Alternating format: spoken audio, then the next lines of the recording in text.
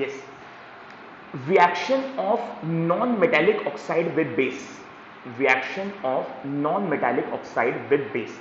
अगर मैं non metallic oxide को बेस के साथ रिएक्ट कराता हूं तो क्या रिजल्ट निकलेगा?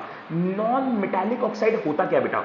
नॉन मेटेलिक ऑक्साइड होता है, अगर मैं किसी भी मेटल नॉन मेटल को, अगर मैं किसी भी नॉन मेटल को ऑक्सीजन के साथ रिएक्ट करा दूं तो उससे जो चीज फॉर्म होती है वो होती है नॉन मेटालिक ऑक्साइड। अगर आप किसी भी नॉन मेटल को ऑक्सीजन के साथ रिएक्ट कर दोगे तो वो चीज जो प्रोड्यूस होगी उसको बोलते हैं नॉन मेटालिक ऑक्साइड। अब क्वेश्चन कह रहे हैं कि क्या होगा अगर मैं किसी नॉन मेटालिक ऑक्साइड को बेस के साथ रिएक्ट कर दूंगा, तो इसका रिजल्ट क्या आएगा? ऊपर देखते हैं बेटा, तो इसका रिजल्ट आएगा मेरे पास non metallic oxide plus base equals to salt plus water. इसका मतलब अगर आप किसी नॉन मेटालिक ऑक्साइड को बेस के साथ रिएक्ट कराओगे ना तो ये सॉल्ट प्लस वाटर आएगा। अब इसको फिर से कंपेयर करो बेटा, पीछे जो हमने कॉन्सेप्ट पढ़ा था लास्ट क्लास में एसिड प्लस बेस के साथ, एसिड प्लस बेस के साथ अगर आप कंपेयर करोगे तो वो भी क्या कर रहा था बेटा? एसिड और बेस रिएक्ट करके सॉल्ट और वाटर ही प्रोड्यूस कर रहे थे। अब आप इसको कंपेयर कर लो, आप कंपेयर कर लो, दोनों ही केस में जब मैं बेस के साथ रिएक्ट करा रहा हूं तो मेरा result salt plus water, salt plus water ही आ रहा है। तो इसका मतलब ये जो नॉन मेटालिक ऑक्साइड है ये किस नेचर का है? ये एसिडिक नेचर का है। सो ये पॉइंट हमें कंक्लूड करके देने वाला है कि जब भी मैं नॉन मेटालिक ऑक्साइड को बेस के साथ रिएक्ट कराता हूं तो ये रिजल्ट क्या देता है? ये रिजल्ट देता है सॉल्ट प्लस वाटर। और इसको अगर मैं कंपेयर करता हूं पीछे वाले कॉन्सेप्ट से, दैट इज न्यूट्रलाइजेशन रिएक्शन, तो वो मुझे देता है acid plus base, acid plus base equal to salt plus water. अब आप इन दोनों इक्वेशन को कंपेयर कर लो, तो कंपैरिजन करने पे पता चलता है कि जो एसिड है, जो नॉन मेटालिक ऑक्साइड है वो कुछ और नहीं बेटा, वो एसिड नेचर का ही तो है। अब हम इसको रीड कर लेते हैं, यहाँ पे क्या लिखे देखो, कह रहे हैं you saw the reaction between carbon dioxide and calcium hydroxide in activity 2.5। तो 2.5 में हमने एक एक्टिविटी करी थी जहां पे हमने कैल्शियम हाइड्रोक्साइड का कार्बन डाइऑक्साइड के साथ रिएक्शन देखा था।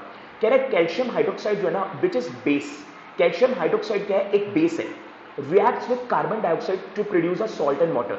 तो वो रिएक्ट कर रहा था किसके साथ बेटा? कार्बन डाइऑक्साइड के साथ। कार्बन डाइऑक्साइड क्या होता है बेटा? नॉन मेटालिक होता है, नॉन मेटालिक ऑक्साइड होता है, ठीक है। तो इस बेस ने जब कार्बन डाइऑक्साइड के साथ रिएक्ट कराया तो इसने सॉल्ट और वाटर प्रोड्यूस करा था।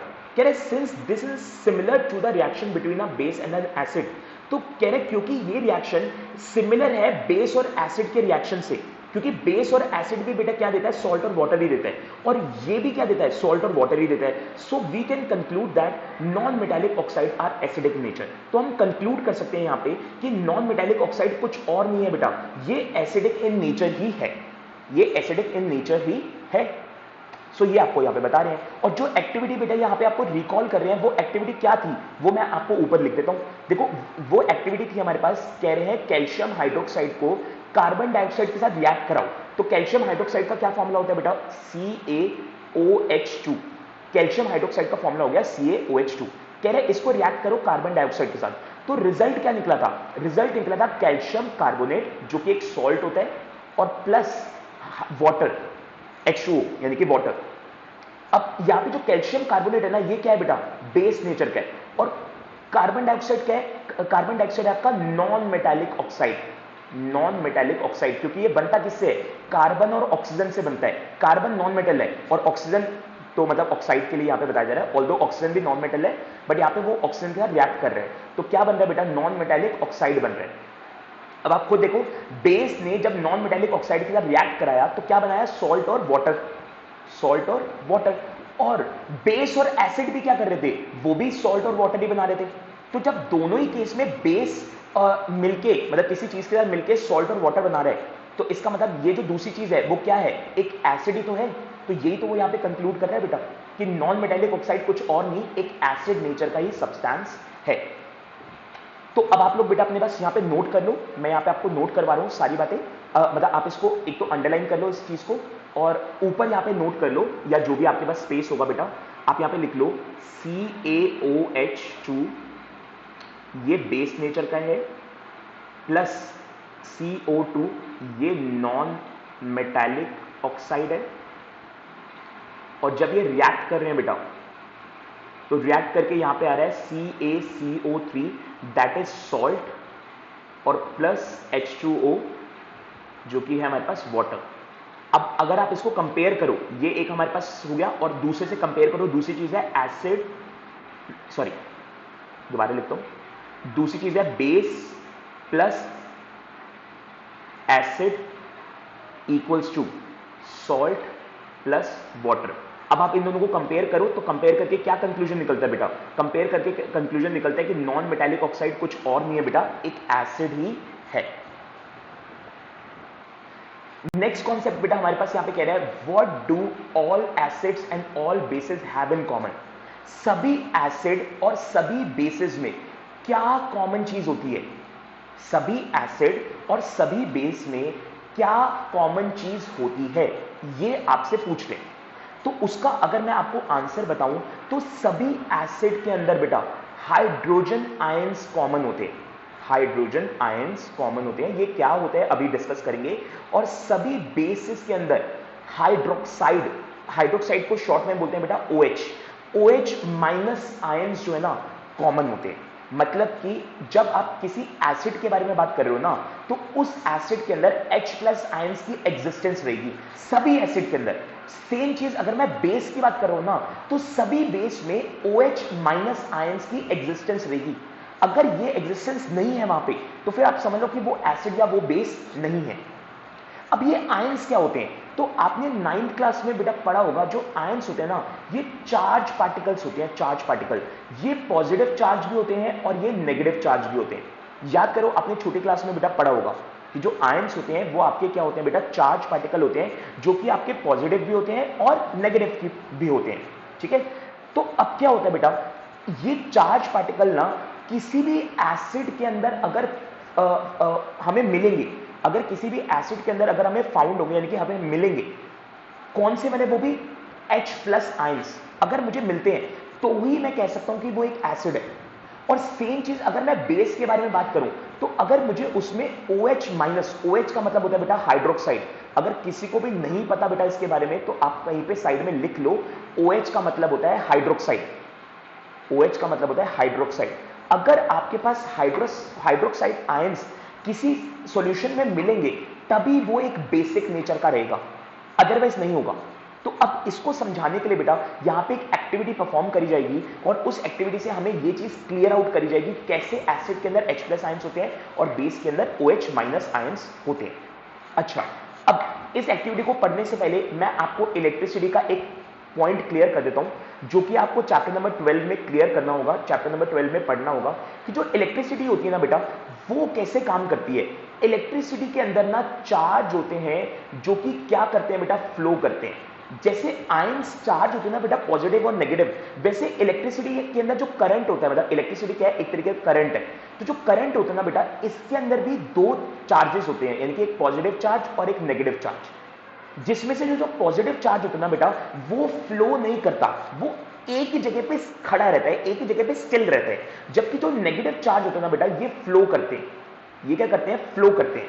जब ये फ्लो करते हैं ना बेटा तभी जो करंट है ना वो एक तरीके से कंप्लीट करता है एक सर्किट को, और जो इलेक्ट्रिसिटी है ना वो अपना काम दिखाती है और जो डिवाइस है वो चल जाता है, जो डिवाइस है वो चल जाता है। बट ये क्यों हो पा रहा है बेटा? क्योंकि करंट के अंदर दो चार्जेस होते हैं, पॉजिटिव और नेगेटिव। अगर करंट के अंदर ये पॉजिटिव और नेगेटिव चार्ज ना हो तो फिर करंट जो है ना जो वो काम करता है यानी कि एक सर्किट को कंप्लीट करना और फिर वो डिवाइस को चला देना वो नहीं कर पाएगा। इसका मतलब करंट तभी काम करेगा जब उसके अंदर पॉजिटिव और नेगेटिव चार्ज होंगे। ये आपको ध्यान रखना है, ये आपको चैप्टर नंबर 12 में पढ़ना है। ठीक है, अभी मैंने पढ़ाया नहीं है, अभी आपको पढ़ना है वहां पे।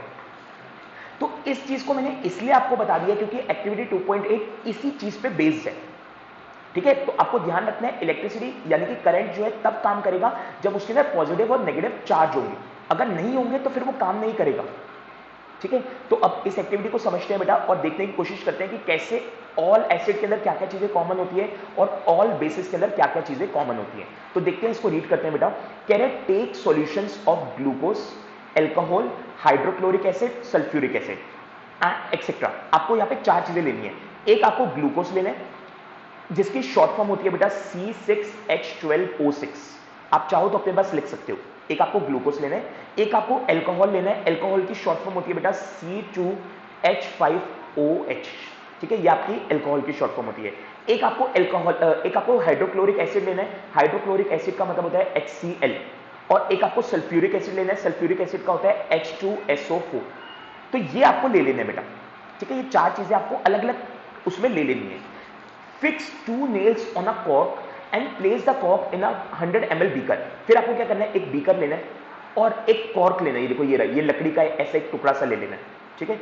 फिर आपको लकड़ी का रबड़ का ले लेना है आपको, और इस तरीके से आपको इसको इसके अंदर रख देना है और इसमें 2 नेल्स लगा देने हैं। नेल्स का मतलब पता है ना, जैसे जो कील जिसको हम बोलते हैं, वो नेल्स आपको यहां पे लगा देने हैं, ठीक है। Connect the nails to the 2 terminal of 6 volt battery through a bulb and a switch as shown in figure this। अब इसको आपको यहाँ से वायर से अटैच करना है। इस वायर को बैटरी का एक एंड पे लगा देना है और दूसरी वायर को आपको यहाँ पे बल्ब के साथ कनेक्ट करके ये बैटरी के साथ कनेक्ट करना है। मतलब कि पूरा सर्किट बना देना है, ठीक है, पूरा सर्किट बना देना है। कह रहा है now pour some dilute hydrochloric acid in the beaker and switch on the current. आपको क्या करना है, फिर ये जो येलो आपको लिक्विड दिख रहा है ना, ये पहले नहीं डालना, ये अब आपको डालना है। ये आपको इसके अंदर डालना है और डालने के बाद आपको स्विच ऑन कर देना है। और ये एक्टिविटी आपको सल्फ्यूरिक एसिड के साथ भी करनी है। और कह रहा है व्हाट डू यू ऑब्जर्व, आप क्या ऑब्जर्व करोगे, तो आप ऑब्जर्व करोगे कि बल्ब जो है बेटा वो ग्लो करना स्टार्ट कर देगा। बल्ब जो है वो क्या करने लग जाएगा बेटा, ग्लो करना स्टार्ट कर देगा, यानी कि चमकना या फिर जलना चालू हो जाएगा। अब ऐसा क्यों हो रहा है बेटा, उसका रीजन समझेंगे अभी थोड़ी देर में। कह रहा है repeat the experiment separately with glucose and alcohol solution. अब यही पूरी की पूरी एक्टिविटी ना आपको ग्लूकोज के साथ भी करनी है एक बारी, और एक बारी एल्कोहल के साथ भी करनी है। व्हाट डू यू ऑब्जर्व, आप क्या ऑब्जर्व करोगे, तो आप लिखोगे बल्ब डज नॉट ग्लो। तो बल्ब जो है ना बेटा वो ग्लो नहीं करेगा, बल्ब जो है बेटा वो ग्लो नहीं करेगा। फिर does the bulb glow in all the cases, वो आपसे पूछ रहे हैं। तो मैं आपको ऑलरेडी बता चुका हूं बेटा कि जब वो HCl के साथ करेगा ना या H2SO4 के साथ करेगा, H2SO4 का मतलब था बेटा सल्फ्यूरिक एसिड के साथ करेगा, तो यस वो ग्लो करेगा। लेकिन जब वो ग्लूकोज और एल्कोहल के साथ करेगा ना तो वो ग्लो नहीं करेगा। तो अब इसका रीजन क्या है, इसका रीजन क्या है बेटा, तो इसका रीजन है कि जो HCl एसिड, जो HCl है और जो सल्फ्यूरिक है एसिड है, ये दोनों एसिड है बेटा। और क्योंकि दोनों एसिड है तो इनके अंदर H+ आयंस प्रेजेंट है, जबकि ग्लूकोज और अल्कोहल जो है ना वो एसिडिक नेचर के नहीं है, क्योंकि उनमें H+ आयंस एग्जिस्ट नहीं करते, तो इसलिए वो बल्ब को ग्लो नहीं करेंगे। पढ़ते हैं बेटा नेक्स्ट पेज पे इसके बारे में बेटा रीड आउट करते हैं थोड़ा सा और चलते हैं नेक्स्ट पेज पे।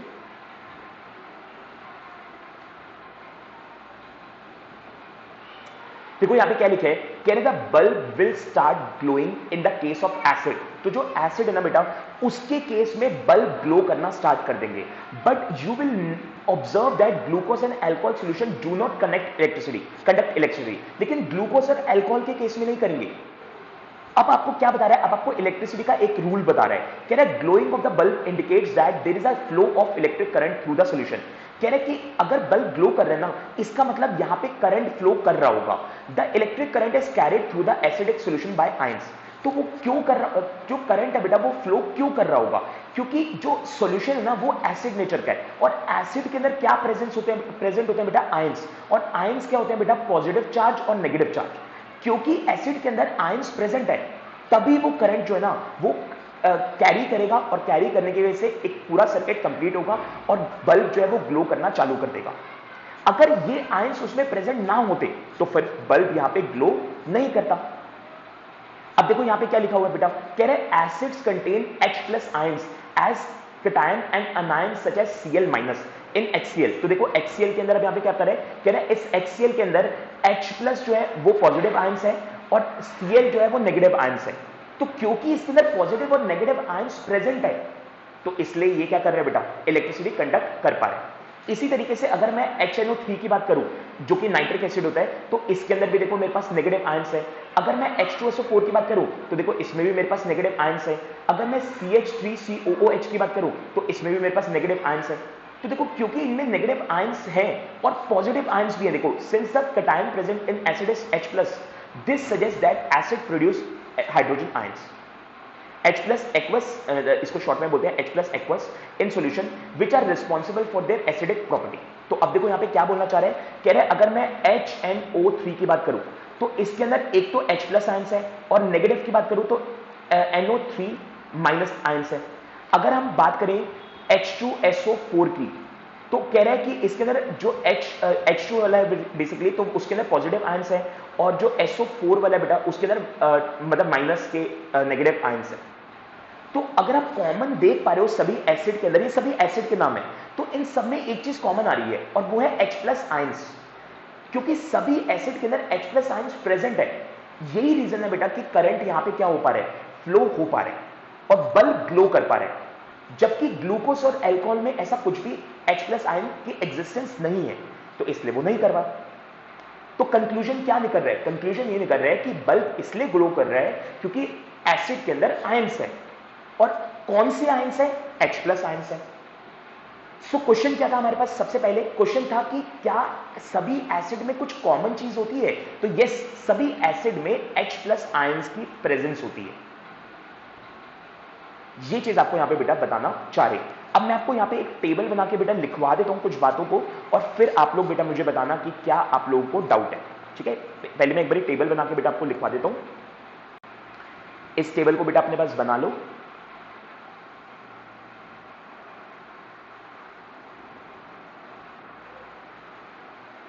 देखो बेटा, अब यहां पे आप एक चीज को ऑब्जर्व करो, यहां पे इसने क्या बोला कि ये जितने भी एसिड के इसने नाम लिए ना, इन सभी एसिड के अंदर ना एक चीज कॉमन थी बेटा, और वो थी H प्लस आयंस। अब यहां पे इसको क्या बोल रहे हैं बेटा, ये जो H प्लस आयंस है ना, इसको मैं ऐसे नहीं लिखूंगा, इसको मैं लिखूंगा H प्लस एक्वस की फॉर्म में, H प्लस एक्वस की फॉर्म में। कैसे लिखूंगा, H प्लस और नीचे लिखूंगा, मतलब ब्रैकेट में लिखूंगा AQ, AQ का मतलब होता है एक्वस। अब ये क्या चीज आ गई, नहीं ये क्या चीज नहीं आ गई, ये हम इस सेक्शन 2.21 में पढ़ेंगे, ठीक है। इस सेक्शन 2.21 में हम इसको कवर करेंगे कि ये H प्लस एक्वस का क्या मतलब है, ठीक है। तो इससे पहले हमें ये एक छोटा सा पॉइंट हमारा यहाँ पे रह गया है, इसको हम कवर करते हैं, जो कि बेस के साथ करवाएगा। ये यहाँ पे क्या बोल रहे हैं, कह रहा है repeat the same activity using alkalis such as sodium hydroxide, calcium hydroxide etcetera, what can you conclude from the result of this activity. कह रहा है अब आपको यही चीज ना एल्कलीज के साथ करना है। एल्कलीज क्या होता है, एल्कलीज बेस नेचर का सब्सटेंस होता है जो कि लिक्विड फॉर्म में होता है, मतलब लिक्विड फॉर्म में कह लो या लिक्विड के साथ मिक्स हो जाता है। एल्कलीज क्या होता है बेटा, बेस नेचर का सब्सटेंस होता है जो कि लिक्विड यानी कि पानी वगैरह के साथ मिक्स हो जाता है, तो उसको हम एल्कलीज बोलते हैं। तो कह रहे हैं कि आप यही सेम एक्टिविटी एल्कलीज के साथ करो, जो कि एक है सोडियम हाइड्रोक्साइड और एक है कैल्शियम हाइड्रोक्साइड, और फिर बताओ क्या रिजल्ट निकलता है। तो देखो रिजल्ट सेम ही रहेगा, रिजल्ट सेम ही रहेगा कि बल्ब जो है ना वो ग्लो करेगा, बल्ब जो है बेटा वो ग्लो करेगा, ठीक है। बल्ब ग्लोज यहां पे मैंने लिख दिया है, सेम रिजल्ट ही जो है आपको यहां पे देखने को मिलेगा। अब उसका रीजन क्या है बेटा, उसका रीजन है कि जो बेस नेचर का सब्सटेंस होता है उसमें भी आयंस प्रेजेंट होते हैं, और उसके आयंस कौन से होते हैं, OH minus ions, OH minus ions. OH मतलब हाइड्रोक्साइड, तो देखो जिसके नाम के पीछे हाइड्रोक्साइड आएगा ना, बस समझ जाओ कि वो बेसिक नेचर का है। जैसे सोडियम हाइड्रोक्साइड, तो हाइड्रोक्साइड आ गया, बेस है। कैल्शियम हाइड्रोक्साइड, अगेन हाइड्रोक्साइड आ गया, बेस नेचर का है। तो इस तरीके से भी बेटा हम यहां पे बेस नेचर के सब्सटेंस का पता लगा सकते हैं, ठीक है। तो आपको कहते हैं कि एक्टिविटी दोबारा करके देखो और बताओ क्या बेस नेचर के साथ क्या हो रहा है, क्या उसमें भी बल्ब ग्लो कर रहा है बेटा, तो यस उसमें भी बल्ब ग्लो करेगा। क्यों करेगा, क्योंकि उसके अंदर भी एक आयंस जो है प्रेजेंट है, और वो आयंस है बेटा OH माइनस आयंस, ठीक है। तो ये चीज भी मैंने आपको यहां पे क्लियर कर दी है। आप चाहो तो अपने बस लिख लो कि OH माइनस आयंस जो है इसमें प्रेजेंट होते हैं। अब यहां पे एक चीज बेटा जो मैं आपको यहां पे लिखवा दूं, इनकी शॉर्ट फॉर्म लिखवा देता हूं, क्योंकि कई बार बच्चों को शॉर्ट फॉर्म नहीं पता चलती है, तो इसकी शॉर्ट फॉर्म आप अपने पास लिख लो। सोडियम हाइड्रोक्साइड की शॉर्ट फॉर्म होती है NaOH, और कैल्शियम हाइड्रोक्साइड की शॉर्ट फॉर्म होती है बेटा CaOH2। तो इस तरीके से आपके पास यहां पे ये आ गई, ठीक है। इसको आप अपने पास नोट कर लो। अब चलते हैं बेटा नीचे, जो हमारे पास यहां पे पॉइंट था कि ये जो H प्लस होता है ना, ये H प्लस के साथ एक्वस क्यों लिखा जाता है, ये AQ वर्ड क्यों लिखा जाता है, तो वो अब हमें यहां पे समझना है, ठीक है। बहुत ही ध्यान से बेटा समझना, बहुत ही इजी कॉन्सेप्ट है और ध्यान से समझना। चलो नीचे चलते हैं। कह रहे what happen to the acid और a base in a water solution. कह रहे जो एसिड होगा या जो बेस होगा, अगर हम उसको वाटर सॉल्यूशन में ऐड कर देते हैं तो क्या होगा।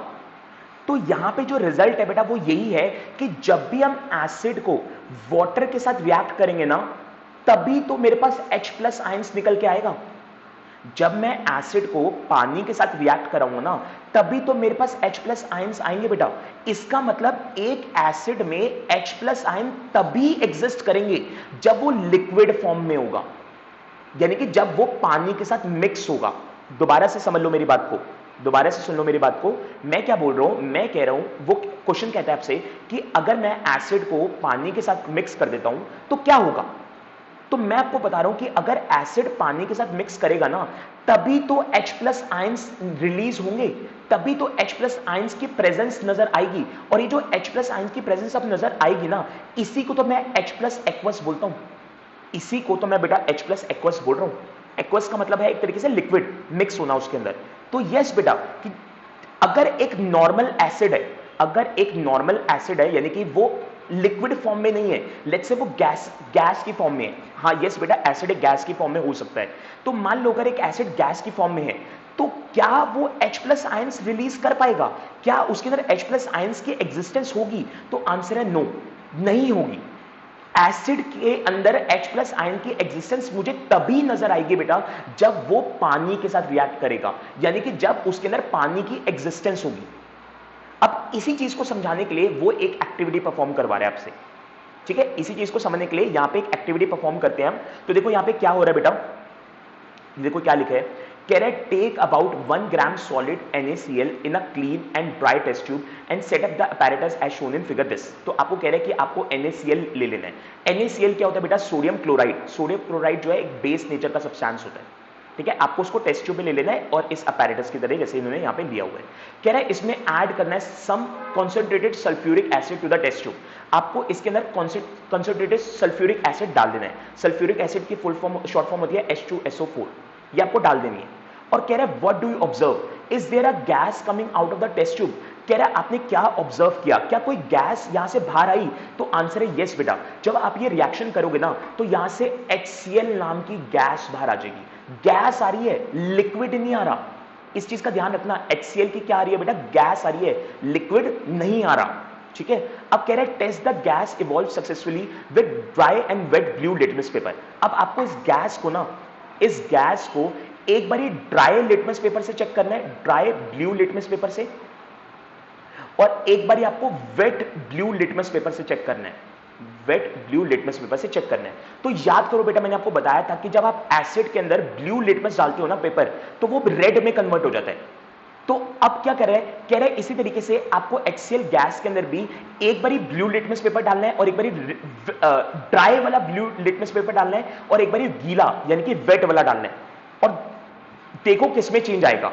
तो जब आप ड्राई वाला ब्लू लिटमस पेपर इसमें डालोगे ना, तो नो चेंज, कोई चेंज नहीं आएगा। क्यों? क्योंकि ये HCl जो है ना, HCl क्या होता है? Hydrochloric acid.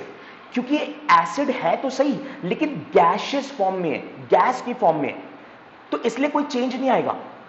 तो अगर आपको चेंज दिखाना है ना, तो आपको इसमें पानी का मिक्स करना पड़ेगा, तभी इसके अंदर H+ आयंस की एग्जिस्टेंस नजर आएगी, और तभी ये मुझे एक्चुअल में एसिडिक नेचर का नजर आएगा। तो जब मैंने सेकेंड टाइम इसमें वेट ब्लू लिटमस पेपर डाला ना, तो इसका कलर चेंज हो गया, तो ये रेड में बदल गया। अब आप खुद ही लगा लो बेटा, क्या समझ आ रहा है यहां पे कि HCl जब गीला हुआ, जब पानी के साथ आया, तभी ये अपनी एक्चुअल प्रॉपर्टी दिखा पाया। जब ये पानी के साथ नहीं था, यानी कि जब ये ड्राई के साथ कर रहा था, क्योंकि HCl गैस है, तो गैस तो लिक्विड फॉर्म में नहीं हो सकती, तो इसको लिक्विड करने के लिए मुझे कुछ लिक्विड ही चीज लानी पड़ेगी। तो जब मैं ड्राई ब्लू लिटमस पेपर इसके पास लाया था, तो कोई चेंज नजर नहीं आया, लेकिन जैसे ही मैं वेट ब्लू लिटमस पेपर लेके आया ना, तो ये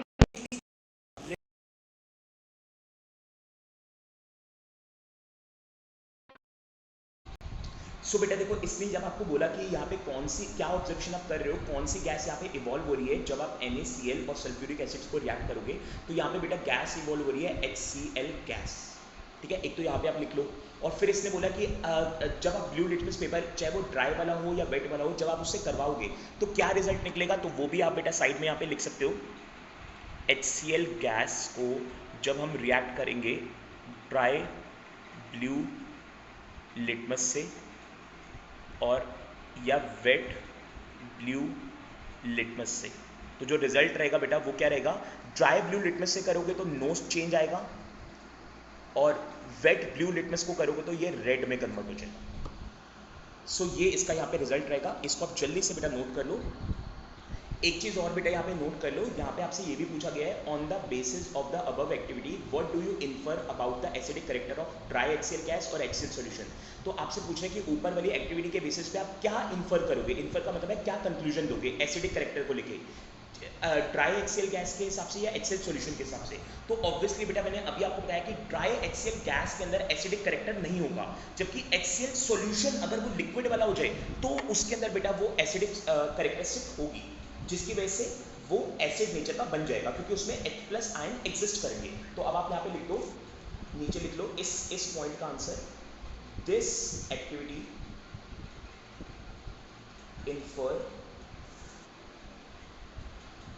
infer that only HCl solution releases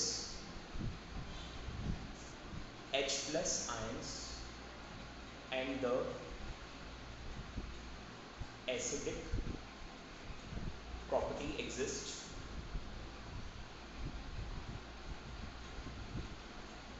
due to H+ aqueous। So देखो यहाँ पे कह रहे हैं this experiment suggest that hydrogen ion in HCl are produce in the presence of water.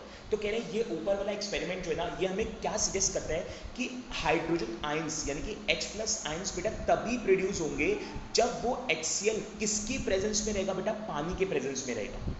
मतलब कि वाटर के साथ वो रिएक्ट करेगा तभी होगा बेटा ऐसा। The separation of H+ ions from HCl molecule can not occur in the absence of water. ये अंडरलाइन कर लो बेटा, ये आपको नहीं दिखेगा अगर ये वाटर की प्रेजेंस में नहीं होगा। तो अब यहाँ पे इसका रिएक्शन इन्होंने देखो यहाँ पे बता रखा है। अच्छा एक चीज मैं और क्लियर कर दूं बेटा, ये भी आप अपने पास नोट बना के लिख लो कि जो H+ एक्वस होता है ना, इसको मैं और भी तरीके से लिख सकता हूँ, H3O+। ये H+ एक्वस जो है बेटा, इसको मैं और कैसे लिख सकता हूँ, H3O+, जिसका मतलब होता है या जिसकी फुल फॉर्म होती है हाइड्रोनियम। हाइड्रोनियम, ठीक है, NiUM, हाइड्रोनियम, ठीक है।